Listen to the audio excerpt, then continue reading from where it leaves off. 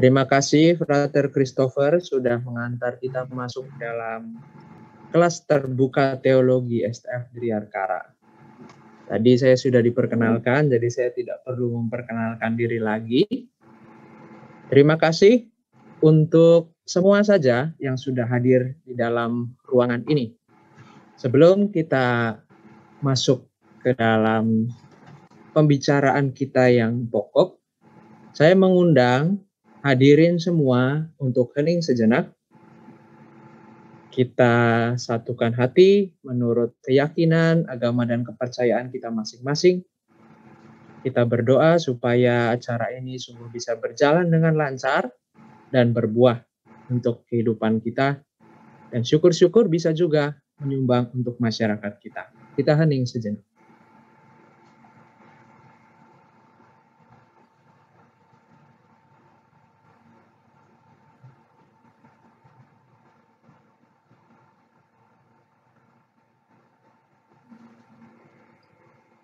Selesai. Baik, hadirin semua, saya akan perkenalkan pertama-tama pembicara kita. Tentu, kita tidak asing dengan pribadi yang satu ini. Bapak Kardinal Ignatius Suharyo. Beliau sekarang adalah Uskup Keuskupan Agung Jakarta, Ketua Konferensi Wali Gereja Indonesia, juga sekaligus uskup untuk umat di lingkungan militer. Bapak Uskup menempuh pendidikannya pertama-tama di IKIP Sanata Dharma. Lalu juga sebagai calon imam belajar filsafat dan teologi. Lalu kemudian melanjutkan pendidikan spesifik soal teologi biblis di Pontificia Università Urbaniana Roma, Italia. S3 di sana. Lalu tahun 2004 menjadi guru besar teologi. Sejak tahun 2010, beliau menjadi uskup di Keuskupan Agung Jakarta.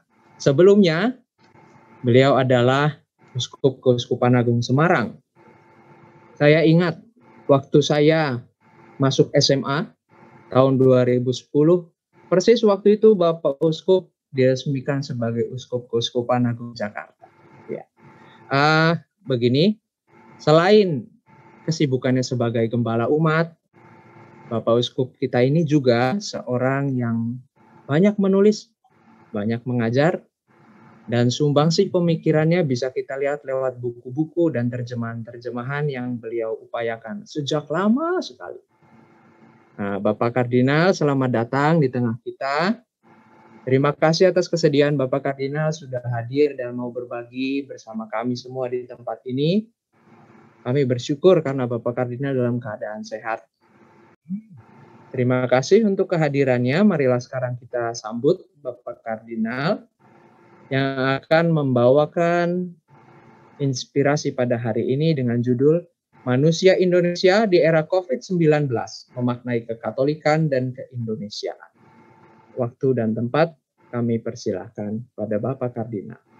Apakah mungkin berbicara mengenai manusia Indonesia?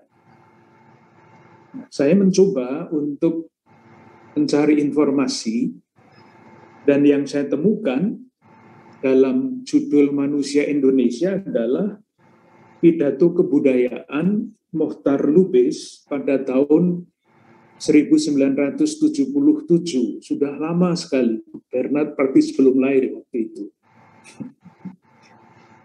Dan pidato itu menimbulkan polemik yang dahsyat. Karena apa? Karena yang dipidatokan oleh Mohtar Lubis itu kesimpulannya adalah tidak ada yang baik dalam gambaran manusia Indonesia itu. Yang dikatakan adalah begini, manusia Indonesia itu munafik. Itu nomor satu, jelek sekali. Lalu yang nomor dua, enggan bertanggung jawab. Pasti tersinggung manusia Indonesia yang sejati kalau diberi daftar label seperti itu. Yang ketiga adalah feodal. Yang keempat adalah percaya tahayul. Maka ada babi ngepet segala macam itu. yang menjadi ungkapannya. Salah satu yang baik adalah artistik. Nah, ini satu-satunya yang baik. Karena bagian kemudian disebut lemah karakternya. Saya tidak tahu, seandainya saudari-saudara mendengar pidato seperti ini, reaksinya akan menjadi seperti apa. Sudahlah, dilupakan, itu sudah masa lampau, 1977. Kemudian melompat jauh ke depan, tahun 2014. Presiden terpilih Bapak Insinyur Joko Widodo melontarkan gagasan revolusi mental. Dan saya mengutip salah satu ilustrasi, salah satu rumusan dari revolusi mental adalah begini. Revolusi mental adalah suatu gerakan untuk menggembleng manusia Indonesia agar menjadi manusia baru yang berhati putih, berkemauan baja, bersemangat elang Raja Wali, berjiwa api yang menyala-nyala. Sekarang sampai di mana revolusi mental itu, rasa-rasanya juga belum ada yang membuat penelitian. Sejak tahun 2014 sampai sekarang, buah-buah dari revolusi mental itu seperti apa? Nah, berdasarkan catatan awal ini, saya mulai berpikir-pikir apa yang mesti atau dapat saya sajikan di dalam percakapan ini. Akhirnya yang saya temukan adalah beberapa satu hasil penelitian, dua sejarah. Nah, hasil penelitian yang pertama dan sejarah yang kedua ini saya pakai sebagai titik tolak untuk refleksi teologi. Tentu teologi Katolik, yang lain-lain nanti bisa merefleksikan dengan dengan jalan teologi dari berbagai macam komunitas agama masing-masing. Nah, kalau mau kesimpulannya lebih dulu, supaya nanti jalannya gampang, disimpulkan dulu kesimpulan yang mau disampaikan, mungkin belum realitas, tetapi inilah yang saya yakin sebetulnya atau seharusnya menjadi watak bangsa Indonesia. Siapapun dia, dimanapun dia tinggal, latar belakang budayanya apapun, ini. Karena ini hasil penelitian, dan yang lain adalah sejarah yang pasti. Nah, yang mau saya sampaikan, kesimpulannya ada dua. Manusia Indonesia itu, mungkin tanda kurung ya, seharusnya adalah pribadi-pribadi yang satu peduli, dan yang kedua cinta tanah air. Kesimpulan saya dalam percakapan saya adalah seperti itu. Dan sekarang saya akan mulai dengan yang pertama dan membacanya dengan kacamata teologi Katolik. Yang pertama, mulai dengan hasil penelitian yang bukan saya buat, tetapi saya baca. Pada harian Kompas, tanggal 19 Januari tahun 2021 ini, ada judul berita yang berbunyi begini, Palu, bukan Palu ini, tetapi Palu, kota Palu, penduduk Palu, membalas budi Sulawesi Barat. Yang dilaporkan adalah meskipun Palu sendiri yang baru saja kena bencana itu belum pulih, tetapi meskipun belum pulih, membantu saudara-saudari mereka yang terkena gempa di Sulawesi Barat. Nah, di dalam artikel itu ditampilkan satu penelitian, hasil penelitian. Yang pertama, itu yang dilakukan oleh yang disebut Charities Aid Foundation. Rupa-rupanya ini adalah lembaga penelitian internasional tahun 2018. Sudah 3 tahun. Yang diteliti apa? Yang diteliti diberi judul World Giving Index. Jadi indeks memberi. Nah, di dalam penelitian itu Indonesia berada pada urutan pertama dari antara 146 negara. Tentu saya tidak bisa menjelaskan hasil penelitian itu saya baca. Nah, kalau dipublikasikan di dalam harian seperti Kompas, ini pasti dapat dipertanggungjawabkan. Saya bukan agen Kompas, tetapi saya yakin bahwa yang dipresentasikan di sana pasti bukan macam-macam, bukan main-main. Itu yang pertama, tahun 2018. Dengan kata lain, bangsa kita dalam hal solidaritas sosial itu mempunyai nilai sangat tinggi, nomor 1 dari antara 146 negara. Yang kedua adalah penelitian pada tahun 2020 yang dilakukan oleh suatu lembaga yang namanya The Legatum Prosperity Index. Dimuat di dalam artikel yang sama mengenai modal sosial. Yang tadi itu Giving Index, sekarang mengenai modal sosial. Hasilnya pada tahun 2020, jadi ini kita sudah berada pada pandemi 19, Indonesia berada pada peringkat ke-6 dari antara 167 negara. Bagi saya, ini adalah suatu hasil penelitian yang memberi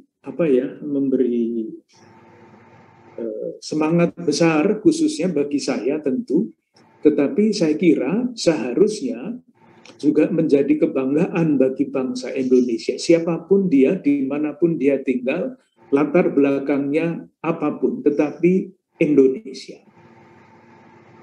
Nah, yang pertama adalah itu.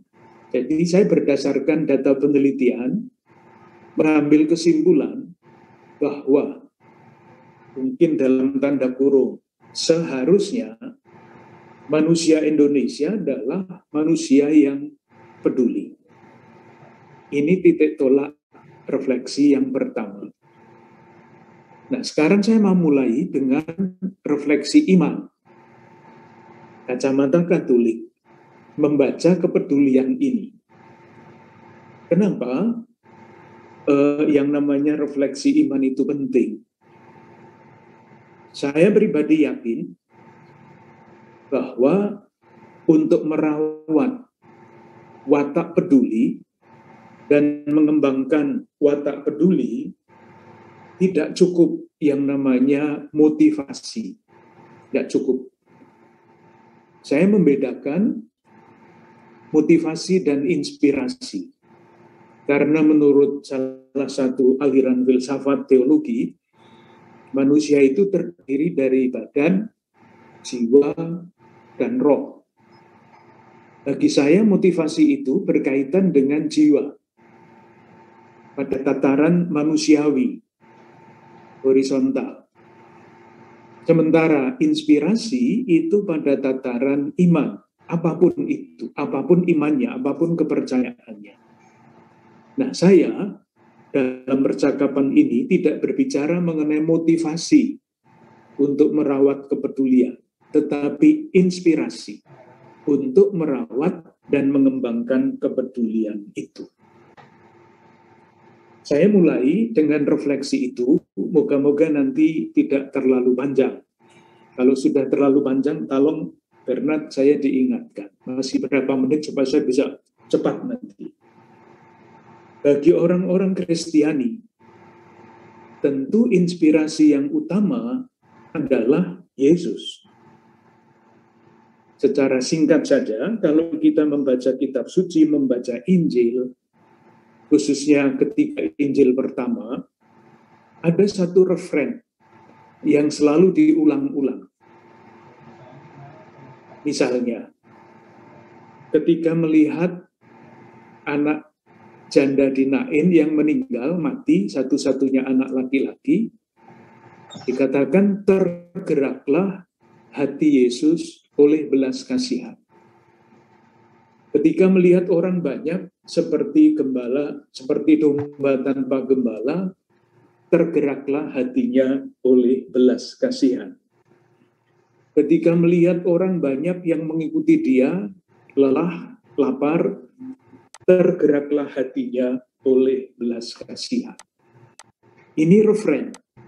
Dengan demikian, salah satu kesimpulan yang bisa ditarik adalah kalau Yesus bagi umat Kristiani dianggap ditempatkan sebagai model, itulah Yesus yang hatinya peduli terhadap lingkungan, dan karena kepedulian itu melihat penderitaan siapapun yang ada di sekelilingnya, hatinya tergerak oleh belas kasihan.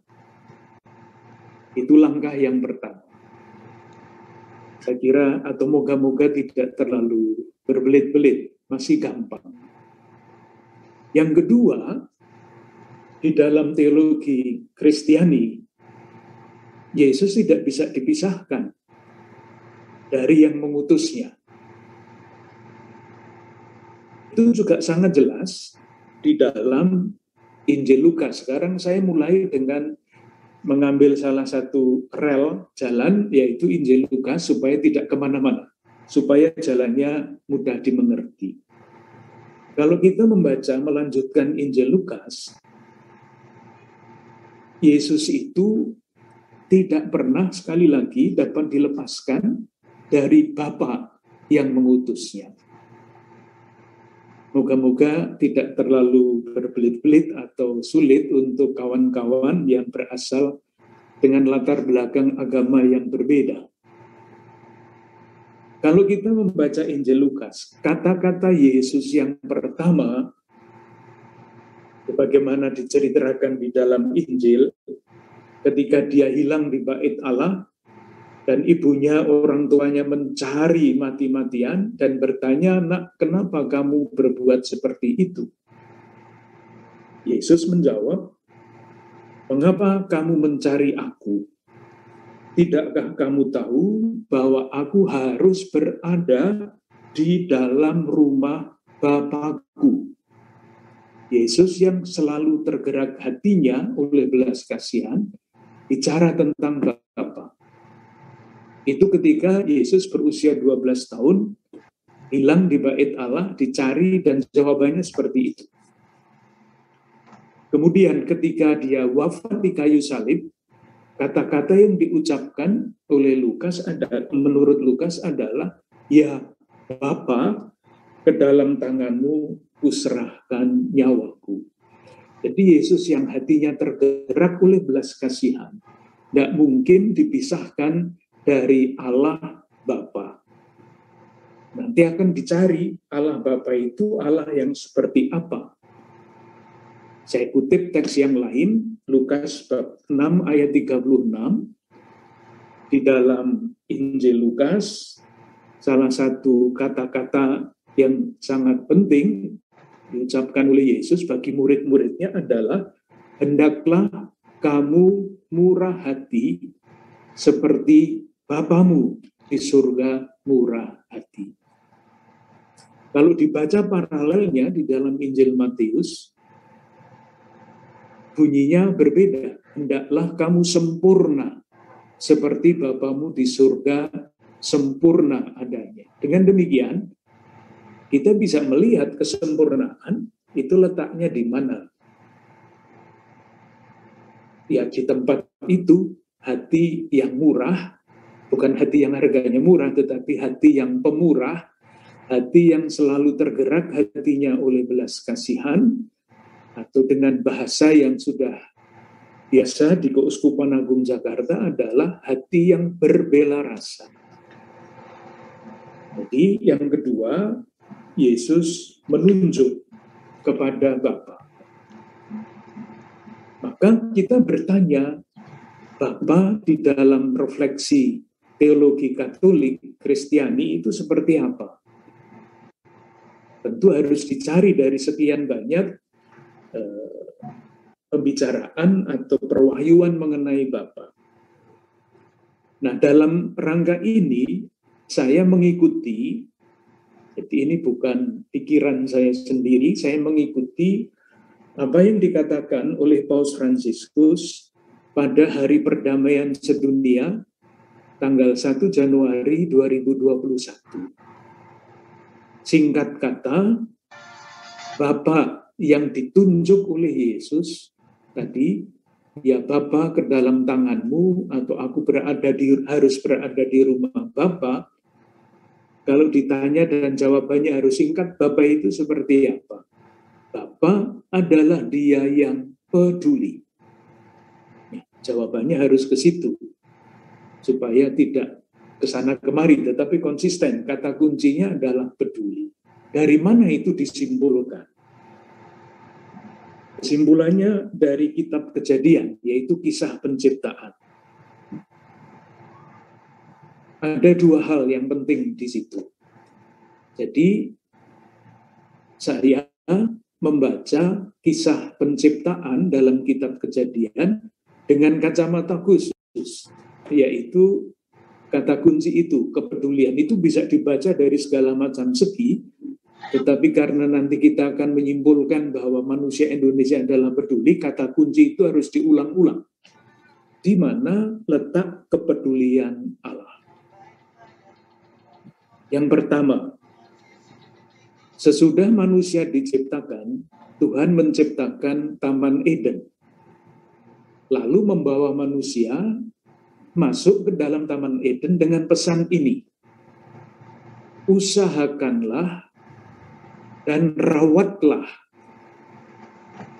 Taman Eden ini. Mengusahakan dan merawat. Dua-duanya dipakai. Nah, masalahnya adalah di dalam kitab Kejadian ini, tentu ini soal berkaitan dengan ilmu tafsir kitab suci Kristiani. Pada bagian yang lain, itu manusia diminta oleh Tuhan, penuhilah bumi dan taklukkanlah itu, berkuasalah.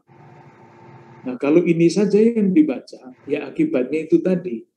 Manusia diminta untuk menaklukkan bumi, artinya yang mengeruk segala-galanya, sampai menjadi seperti sekarang ini, alam raya rusak. Karena apa? Karena tidak dibaca secara lengkap. Selain untuk untuk berkuasa, menguasai bumi, manusia juga diminta untuk merawat bumi. Dari situ, tanggung jawab manusia untuk peduli terhadap alam ciptaan. Jadi kepedulian manusia bukan terhadap manusia yang lain saja, tetapi juga terhadap alam ciptaan. Nah, kalau mau meloncat jauh, itulah sebabnya Paus Fransiskus menulis ensiklik yang sangat berharga yang diberi judul Laudato Si. Ini mengenai ekologi.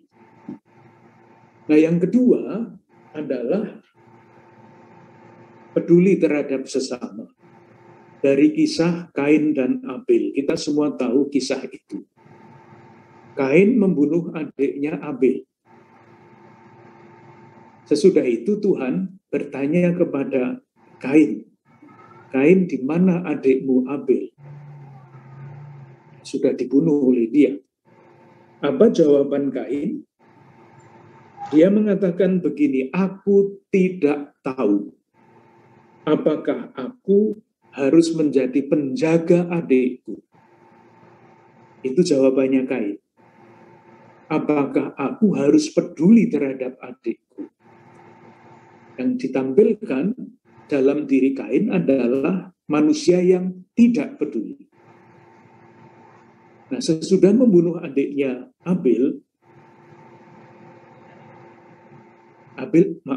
Kain ketakutan. Karena orang yang membunuh pasti akan dibunuh. Lapor kepada Tuhan. Apa jawaban Tuhan?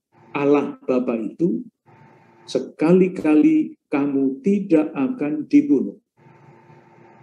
Jadi Allah peduli terhadap Kain yang tidak peduli.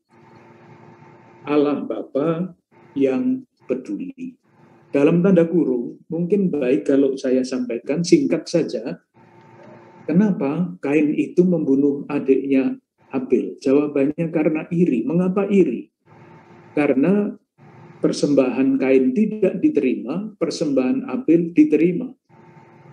Nah, ada satu kunci, ini soal tafsir, boleh tidak setuju tentu dengan apa yang saya sampaikan. Dikatakan Habel adalah pengembara, Kain adalah petani.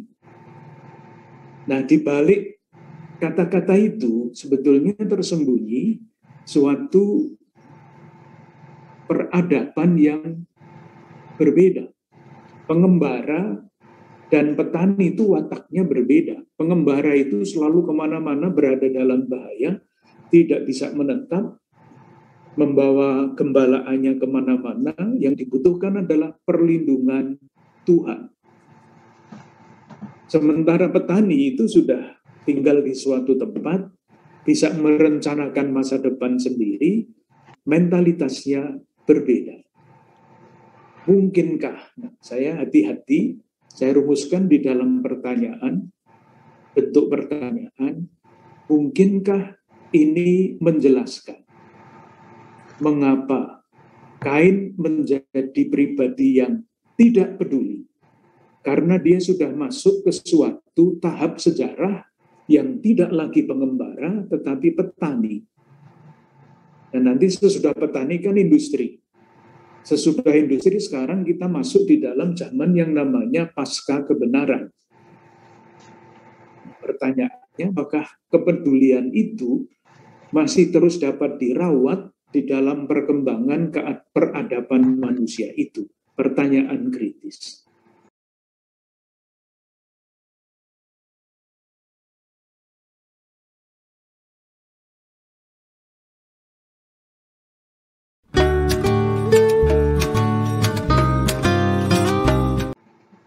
Jadi, saudara-saudara yang saya hormati, moga-moga jelas rangkaian tadi, Yesus yang peduli, mewahyukan Allah yang peduli terhadap manusia dan terhadap alam. Langkah berikutnya, dalam perkembangan sejarah, kepedulian itu luntur, hilang. Harmoni kehidupan antar manusia di Taman Eden dengan simbolik itu hancur. Maka di dalam sejarah ketika harmoni itu luntur atau berkurang atau bahkan hilang, muncullah di dalam lingkungan umat Allah perjanjian lama yang namanya tahun Yobel, 50 tahun sekali. Memulihkan harmoni, memulihkan kepedulian. Nanti bisa dibaca sendiri kalau sempat kitab Imamat bab 25.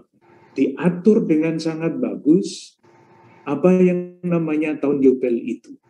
Singkat kata, pada tahun Sabat 7 tahun sekali, dan pada tahun Yobel 50 tahun sekali, tanah itu tidak boleh ditanami, libur. Tanah yang sudah sekian lama dieksplorasi, libur, tidak boleh ditanami supaya subur kembali. Manusia selama perjalanan 50 tahun itu, yang tadinya semuanya merdeka, semuanya semartabat, karena perjalanannya panjang, ada yang tidak punya uang utang, tidak bisa mengembalikan, jadi budak. Sejak pada waktu itu. Nah, pada tahun ke-50, semua hutang dihapus. Jadi tanah tidak ditanami supaya subur kembali, hutan dihapus, budak-budak menjadi orang merdeka kembali. Itu yang namanya tahun Yobel atau tahun rahmat. Nah, sesudah perjanjian lama, ini semua perjanjian lama. Sekarang kita masuk di dalam perjanjian baru, kembali kepada Yesus. Kalau kita membaca lagi garisnya, garis Injil Lukas, ada sesuatu yang sangat menarik, yaitu kalau penginjil yang lain menampilkan Yesus yang mewartakan kerajaan Allah, istilah tertentu, istilah teologi tertentu, di dalam Injil Lukas, Yesus itu mewartakan tahun rahmat Tuhan. Moga-moga rangkaiannya jelas. Tahun Yobel itu adalah tahun rahmat Tuhan. Itu yang diwartakan oleh Yesus. Bagi saya menarik sekali. Kalau membaca catatan, saya coba singkat supaya jelas.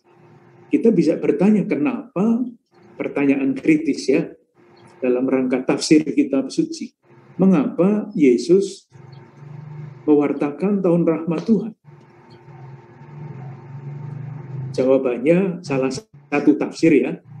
Ini adalah keputusan kedua yang diambil oleh Yesus di dalam suatu konteks sejarah, konteks sosial tertentu. Keputusan pertama adalah ketika pada usia sekitar 28 tahun, Yesus minta dibaptis oleh Yohanes Pembaptis. Waktu itu pembaptis itu banyak, tetapi Yesus memilih. Artinya pada usia 28 tahun pasti bukan tidak memilih dibaptis oleh Yohanes Pembaptis. Kenapa? Nah, ini tafsir lagi. Kalau mau tahu persis, besok kalau ketemu Yesus kita tanya. Tetapi kemungkinan besar adalah begini. Karena Yohanes Pembaptis itu menuntut pertobatan sosial dari orang yang dibaptis. Sementara pembaptis-pembaptis yang lain itu baptisan ritual. Jadi gampangannya dibaptis, oke, sesudah itu mencuri lagi, merampok lagi, dan sebagainya. Tetapi baptisan Yohanes menuntut perubahan. Tapi kalau saya cerita ini terlalu lama, tetapi misalnya orang banyak bertanya, lalu apa yang harus kami lakukan? Jadi masalahnya, seperti revolusi mentalnya Pak Presiden, menjadi manusia baru. Yang tadinya tidak mau berbagi. Yang punya pakaian 2, silahkan berikan yang 1 kepada orang yang mempunyai. Pemungut cukai yang memeras, dan sebagainya. Nah, sesudah itu, Yesus juga melakukan pembaptisan. Menurut Injil Yohanes bab 3. Sudahlah itu dilupakan, tetapi pembaptisan itu tidak berjalan lama. Mengapa? Nah, ini yang tadi saya katakan keputusan kedua. Karena teologi pada waktu itu, teologi agama Yahudi, itu sungguh sangat meminggirkan saudara-saudara kita atau masyarakat pada waktu itu yang sudah menderita. Karena teologinya kira-kira berbunyi begini. Orang yang dicintai Allah adalah orang yang usianya banyak, orang yang kaya, orang yang makmur. Padahal di sekitar Yesus banyak sekali orang-orang yang terpinggirkan, orang sakit, janda, yatim piatu, banyak sekali. Nah, itu masih dicap dengan cap teologi. Kalian miskin, kalian menderita, kalian begini, kalian begitu, kalian tidak dicintai oleh Allah. Ini teologi yang mematikan. Nah, dalam konteks seperti itu, Yesus mengambil keputusan kedua, tidak melanjutkan membaptis tetapi mewartakan tahun rahmat Tuhan. Intinya, Tuhan itu yang tadi disebut Bapa, memberi perhatian, mencintai saudara-saudara kita yang tidak beruntung. Revolusi teologi, revolusi sikap beragama, yang nanti akibatnya kalau dicari terus, dibaca terus Injil itu bermuara pada kematian Yesus yang bisa dijelaskan dengan segala macam cara. Salah satu yang menarik adalah ini, ketika Yesus mengajar itu yang selalu bertengkar dengan Yesus itu orang Farisi dan ahli-ahli Taurat. Tetapi ketika sampai akhirnya yang paling keras menuntut kematian Yesus adalah orang-orang Saduki. Ini ceritanya panjang, tapi kira-kira begini, karena yang kepentingannya paling terancam adalah orang-orang Yahudi yang mempunyai monopoli di dalam perdagangan bait Allah. Tapi sudahlah, itu nanti kemana-mana kalau kita omong mengenai itu. Dan terus begitu, sesudah Yesus tentu gereja yang diceritakan di dalam Kisah Para Rasul ketika gereja lahir, sesudah Pentakosta dan sebagainya, digambarkan cara hidup jemaat awal. Tekun di dalam doa, pengajaran para rasul, pemecahan roti, buahnya berbagi. Sehingga tidak ada seorang pun yang berkekurangan di antara mereka. Ini menarik kalau kita meletakkan kata-kata itu di dalam sejarah. Pada awal mula, warga gereja, warga jemaat Kristiani itu adalah budak-budak. Kemudian masuk orang-orang dari kelas menengah ke atas, tetapi mereka tidak berdiskriminasi, bersatu, menjadi satu jemaat yang kuat berbagi untuk saudara-saudaranya, sehingga rumusannya di situ adalah tidak seorang pun yang berkekurangan di antara mereka. Dan begitu seterusnya, di dalam gereja sekarang, muaranya akhirnya adalah ajaran sosial gereja. Yang sekarang ini, sepanjang sejarah, sejak kisah penciptaan, Allah peduli, Yesus peduli, umat peduli. Sekarang kepedulian gereja sekarang, khususnya gereja Katolik, kepeduliannya itu dirumuskan dalam bentuk apa? Dalam bentuk ajaran sosial gereja, bukunya tebal-tebal, tetapi kalau diringkas, nilainya, judul-judulnya bisa menjadi singkat, 5. Yang pertama, kepedulian terhadap martabat manusia, menghormati martabat manusia, kebaikan bersama, solidaritas, subsidiaritas, perhatian lebih kepada saudara-saudara yang kurang beruntung, dan yang terakhir adalah lingkungan hidup. Itulah 5 prinsip ajaran sosial gereja yang diharapkan dapat menjadi jalur untuk mewujudkan kepedulian itu. Dikatakan begini oleh Paus Fransiskus, gereja menawarkan ajaran sosial sebagai prinsip pedoman ukuran bagi budaya peduli. 5 tadi ukurannya. Ketika orang tidak dihormati, ada diskriminasi, karena entah apa, gender dan sebagainya, ya kepeduliannya masih belum bertumbuh. Itu yang pertama. Masih berapa menit, Dr. Bernard? Pak Uskup masih punya waktu maksimal setengah jam lagi, Bapak Uskup. Oh ya. Terima kasih. Setengah jam masih banyak. Itu yang pertama.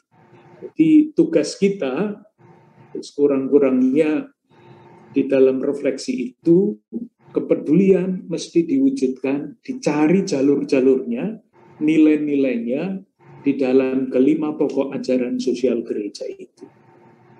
Judulnya besar, mesti diterjemahkan menjadi gagasan-gagasan yang kecil. Dan gagasan-gagasan itu diterjemahkan lagi ke dalam gerakan. Karena kalau hanya sampai gagasan tidak ada wujudnya. Sambilkan contoh kecil ya. Contoh kecil saja. Bahwa seringkali ketidakhormatan kita terhadap martabat manusia itu tersembunyi di dalam kalimat-kalimat yang biasa diucapkan.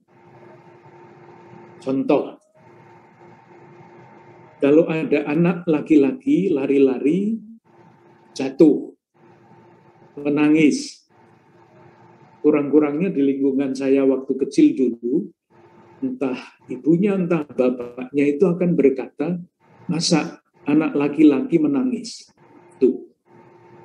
Merasa apa enggak? Di balik kalimat ini sebetulnya ada diskriminasi. Apa yang boleh menangis itu yang perempuan? Masa anak laki-laki menangis? Itu di balik kalimat sesederhana itu sebetulnya tersembunyi sikap yang tanda petik kurang hormat terhadap martabat manusia. Dan masih banyak lagi yang bisa diceritakan sebagai contoh. Sekarang yang kedua, pribadi manusia Indonesia adalah pribadi yang cinta tanah air. Dari mana saya mengambil kesimpulan seperti itu. Ini sejarah, yang tadi itu penelitian sebagai titik tolak refleksi, yang sekarang adalah sejarah.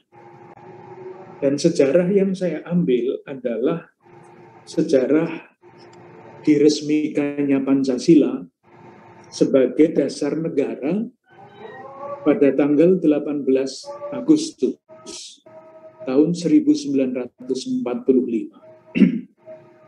Pancasila sebagai dasar negara. Dari situ nanti akan muncul istilah negara Indonesia adalah negara kesepakatan. Karena apa? Pancasila itu rumusannya bermacam-macam, sejarahnya panjang. Yang pertama menyebut Pancasila adalah Presiden Soekarno, 1 Juni, yang sekarang menjadi hari lahir Pancasila. Kemudian berkembang menjadi Pancasila tanggal 22 Juni, yang disebut dengan Piagam Jakarta. Sila pertama Pancasila memuat 7 kata Piagam Jakarta itu. Nah, ketika Indonesia sesudah proklamasi 17 Agustus 1945 ingin mencari dan menentukan dasar negara, panitia itu rapat tanggal 18 Agustus 1945 dan berencana untuk menggunakan Pancasila 22 Juni dengan 7 kata itu pada sila pertama menjadi dasar negara. Tapi ada protes dari saudara-saudara kita yang berasal dari Indonesia Timur, dari agama Hindu dan sebagainya, yang mengatakan kurang lebih kalau Piagam Jakarta 7 kata itu tetap ada di situ, kata-katanya kira-kira kami tidak mau ikut masuk di dalam Negara Kesatuan Republik Indonesia. Nah, yang dahsyat menurut saya, inilah yang namanya kebesaran hati dari para pendiri bangsa kita. Sebelum sidang, 1/4 jam sebelum sidang, Bung Hatta membuat lobi-lobi di luar sidang bersama-sama dengan panitia 9, khususnya para pendiri bangsa ini yang beragama Muslim, dan berhasil mengambil keputusan menghapus 7 kata dari sila pertama Pancasila. Itu pada tanggal 18 Agustus sebelum sidang, dalam waktu singkat, Bung Hatta. Nah, bagi saya pribadi kalau saya membaca sejarah itu, kalau dibaca dari segi manusia, tentu kata-katanya adalah inilah kebesaran hati para pendiri bangsa kita. Kalau dibaca dari segi iman, saya berani mengatakan inilah campur tangan Allah di dalam sejarah bangsa Indonesia. Nah, itu adalah sejarah yang saya pakai sebagai titik tolak untuk mengembangkan refleksi teologi. Dari fakta sejarah itu, saya mengambil kesimpulan watak yang mau diwariskan oleh pendiri bangsa kita adalah watak cinta tanah air, bukan kepentingan golongan, tetapi cinta tanah air oleh semua, bagi semua. Sekarang saya mulai dengan refleksi. Jadi, landasan refleksinya adalah sejarah. Saya masih mau melanjutkan sejarah dalam gereja Katolik, karena yang saya tahu lebih banyak daripada yang lain-lain adalah sejarah itu. Pada tahun 1922, jadi belum Sumpah Pemuda 1928, tapi sudah Hari Kebangkitan Nasional tahun 1908, seorang misionaris Belanda, orang Belanda, namanya Van Lith. Beliau bekerja di Jawa Tengah dan Jogja, jadi namanya terkenal di sana. Kalau di wilayah lain mungkin tidak begitu terkenal. Orang ini, misionaris ini, pada tahun 1922 menulis begini. Setiap orang tahu, kami, para misionaris, ingin bertindak sebagai penengah antara penjajah Belanda dan yang dijajah. Belum ada Indonesia. Karena ini 1922, belum ada Indonesia. Tetapi setiap orang tahu juga bahwa seandainya terjadi perpecahan, meskipun hal itu tidak kami harapkan, sedangkan kami terpaksa memilih, kata-kata Van Lith, kami akan berdiri di pihak pribumi. Ini belum ada Indonesia. Istilahnya waktu itu masih orang yang dijajah, orang yang ditindas, bangsa yang ditindas. Istilah yang masih dipakai adalah pribumi. Silahkan jangan membacanya dengan latar belakang sekarang. Ini tahun 1922. Ini orang Belanda. Seringkali dikatakan,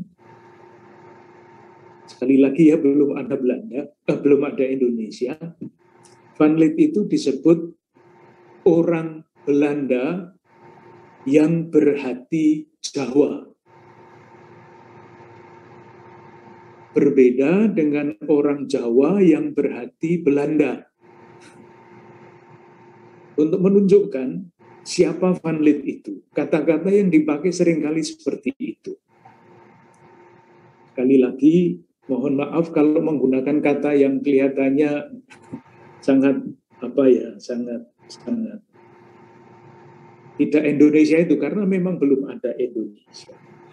Nah, salah seorang murid dari Van Lith adalah Soegija Pranoto dan Kasimo. Nanti kedua-duanya menjadi pahlawan nasional itu.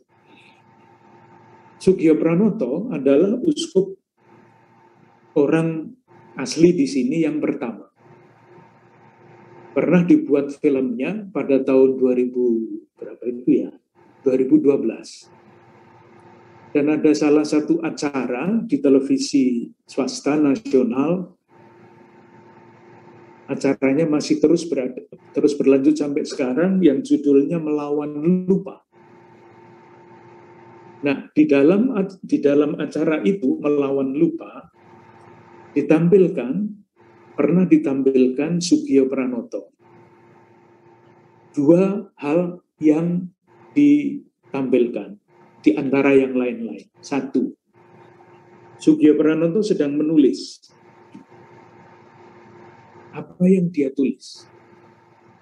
Yang dia tulis adalah surat kepada pimpinan gereja di Vatikan supaya Vatikan secepatnya mengakui kemerdekaan Indonesia.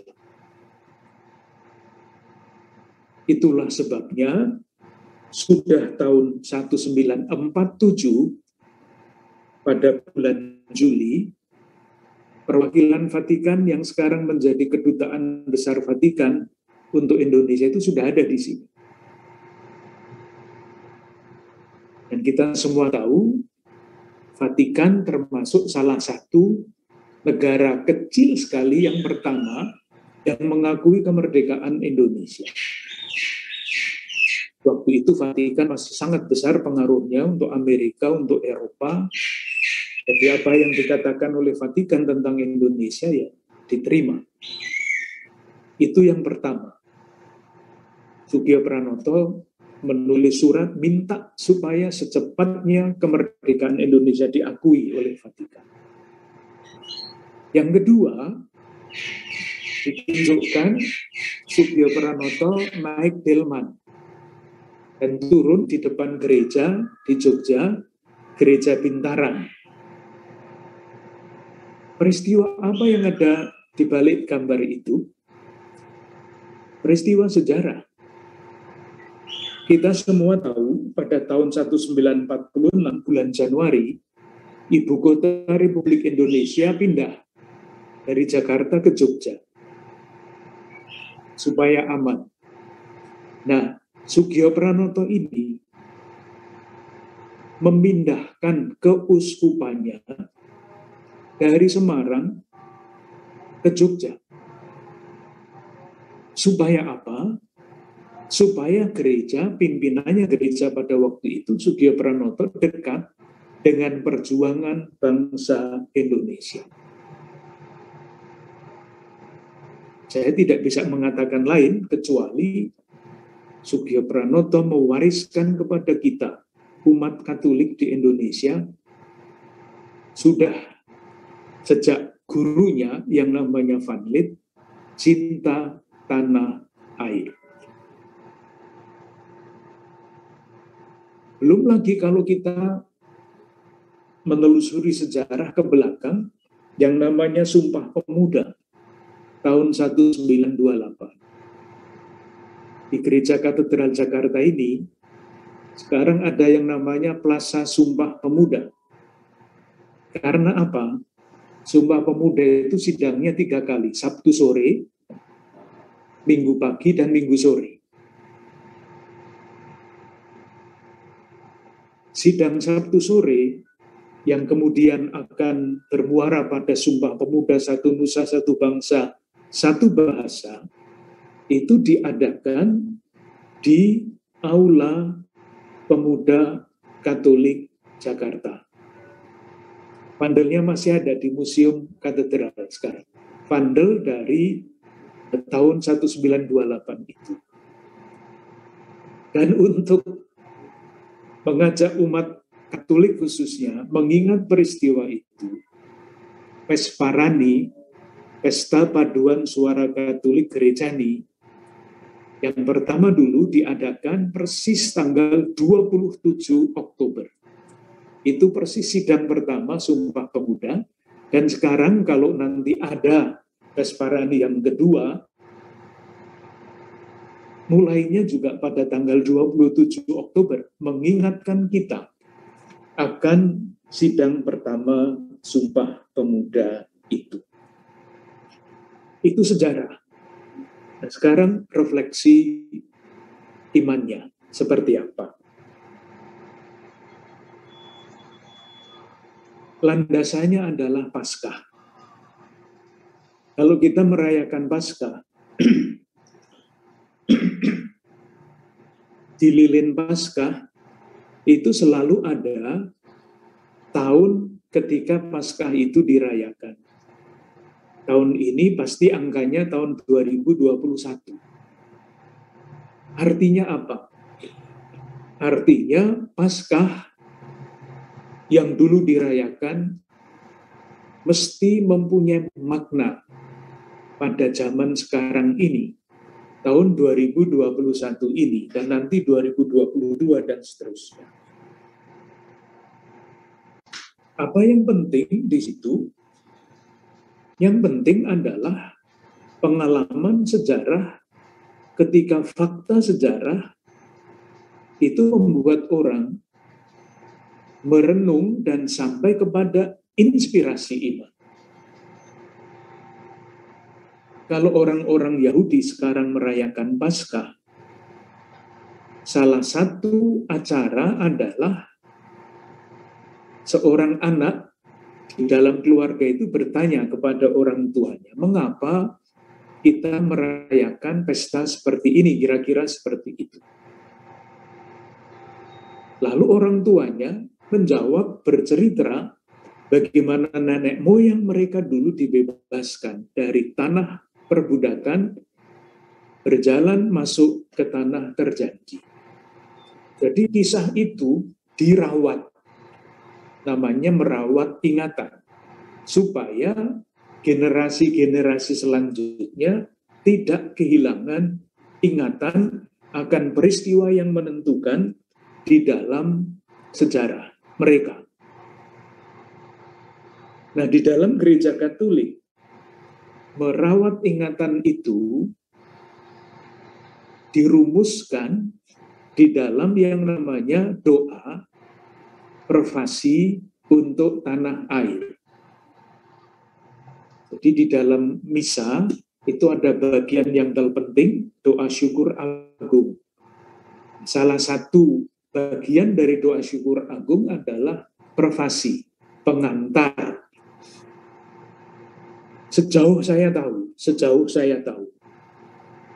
hanya gereja Katolik Indonesia yang mempunyai doa privasi tanah air. Sejauh saya tahu.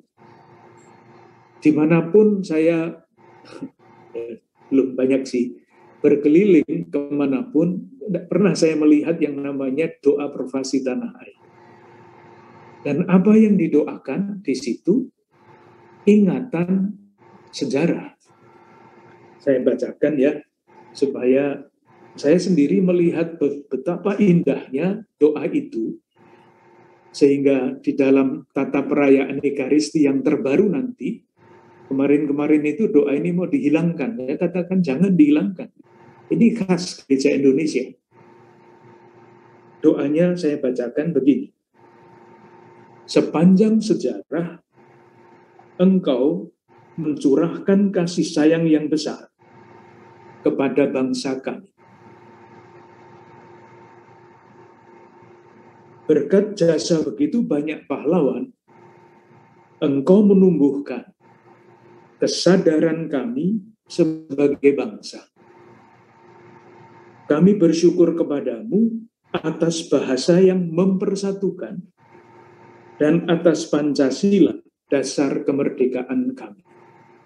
Yang diingat di dalam sejarah, di dalam doa privasi ini, seperti halnya Paskah dulu Perjanjian Lama adalah sejarah pembebasan umat Allah dari perbudakan menuju tanah terjanji. Yang dikenang di dalam doa privasi tanah air ini adalah satu, menumbuhkan kesadaran kami sebagai bangsa. Ini kebangkitan nasional. Mei 1908. Tonggak sejarah yang sangat penting. Engkau menganugerahkan kepada kami bahasa yang mempersatukan. Sumpah Pemuda. Tonggak kedua yang sangat penting juga. Dan Pancasila, dasar kemerdekaan kami. Ini Pancasila 18 Agustus 1945. Jadi, kalau saya mengatakan dalam refleksi Gereja Katolik bahwa manusia Indonesia itu mestinya adalah pribadi yang cinta tanah air karena tonggak-tonggak sejarah tadi yang sangat menentukan di dalam sejarah bangsa kita sampai sekarang. Cinta tanah air itu wujudnya banyak, harus dicari. Yang pertama tadi pasti merawat ingatan bersama. Dan yang kedua, sekarang kita bisa berbicara mengenai Pancasila dan sebagainya. Kalau tonggak-tonggak sejarah itu tidak ada, ya tidak ada bangsa kita. Dan karena tonggak-tonggak sejarah itu dan berakhir dengan negara kesepakatan, itulah yang mesti kita rawat. Untuk merawat dan mengembangkan negara kesepakatan, yang namanya Pancasila itu menjadi sangat penting. Dan bagi umat Katolik, kalau saya berbicara dengan umat, rasa cinta tanah air itu saya jelaskan begini. Dari warga Gereja Katolik lengkap yang namanya pahlawan-pahlawan nasional. Mau cari dari hierarki, artinya dari antara uskup, pastor, dan sebagainya itu ada.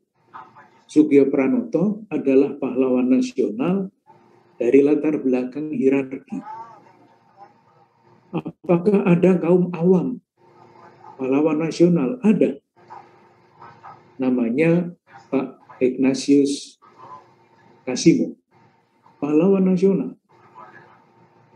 Dari latar belakang TNI ada apa enggak? Lengkap. Angkatan Udara ada yang namanya Agustinus Adi Sucipto, pahlawan nasional. Dari Angkatan Laut ada yang namanya Yos Sudarso. Dari Angkatan Darat ada yang namanya Ignatius Slamet Riyadi. Dari latar belakang kepolisian ada, lengkap, namanya Satsui Tubun. Itulah bagi saya yang menjadi teladan bagi umat Katolik khususnya untuk merawat dan mengembangkan rasa cinta tanah air.